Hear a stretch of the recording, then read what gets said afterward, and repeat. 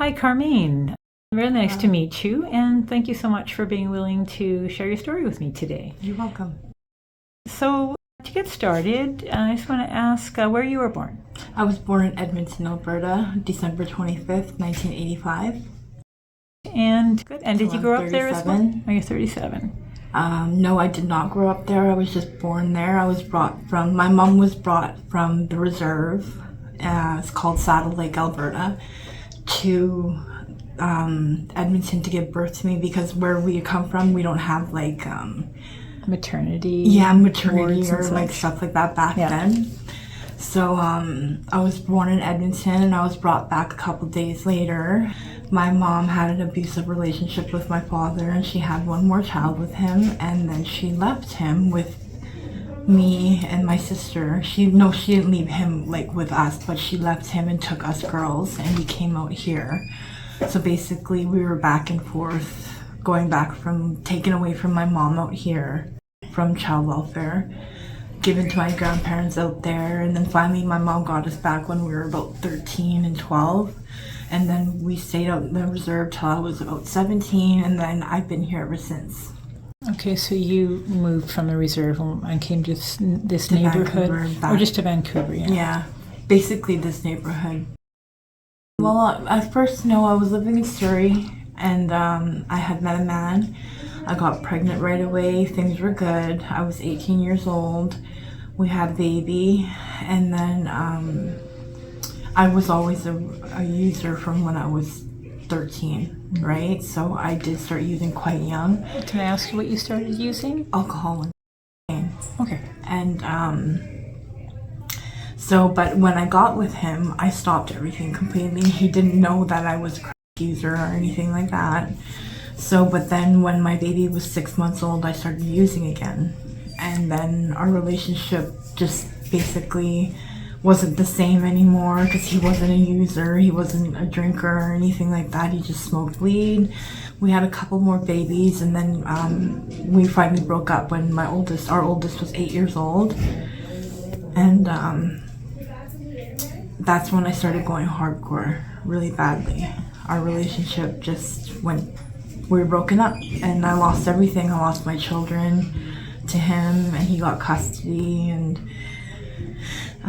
but he allowed me to come visit the children, and I ended up getting pregnant a couple more times, so we do have 2 more children together. Which they're down here now. I had gotten them back, and then I had lost them again.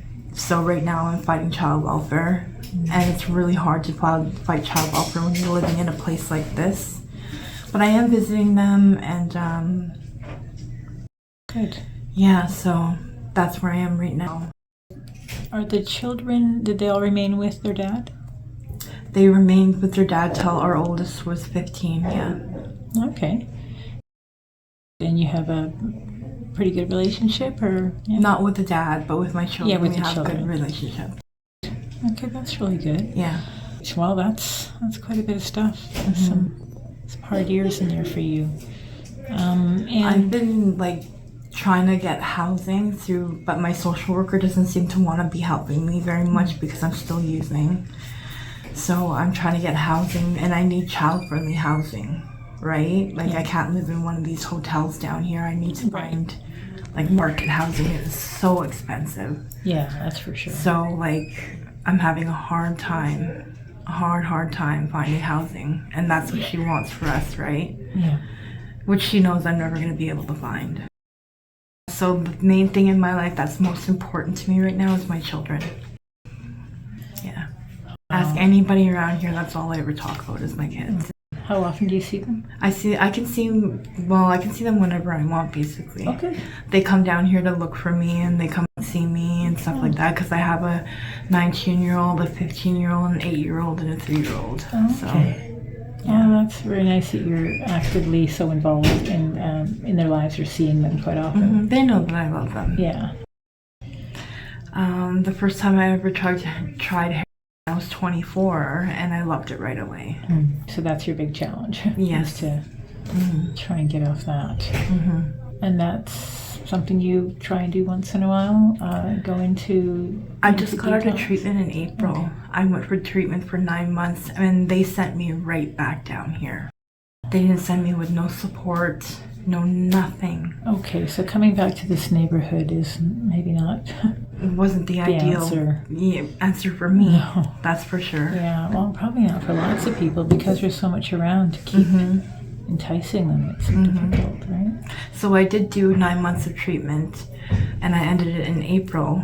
And I basically started using right away, but it wasn't always often. And I was having like 3 times a week visits with my kids, and it slowly went down like slower and slower. I started getting shorter visits and stuff like that, right? But I see my kids. My kids are old enough to come and see me now and stuff like that, so they come around. Well, and- they were probably pretty proud of you. You were able to do the 9 months treatment, right? Yeah. And then perhaps try another treatment Yeah.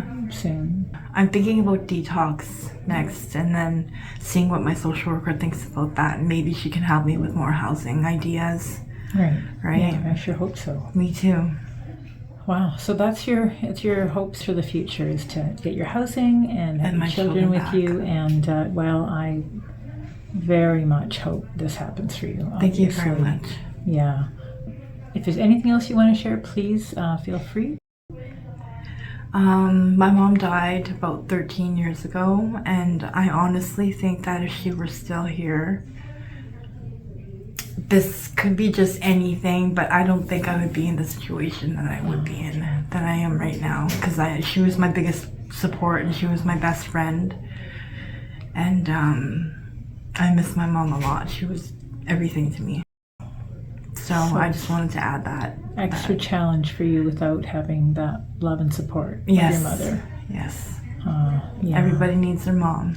Yeah. Sorry that you lost her, and I hope you find the strength and her love somehow still, Thank you. and enough support to get you through this, and that I hope you get everything you want. Thank you as well. I want for you too. Thank you so much. It was Thank really you. nice to meet you. I really appreciate you telling me all these things. Thank you. All right. Take You're care. welcome. Bye. Bye.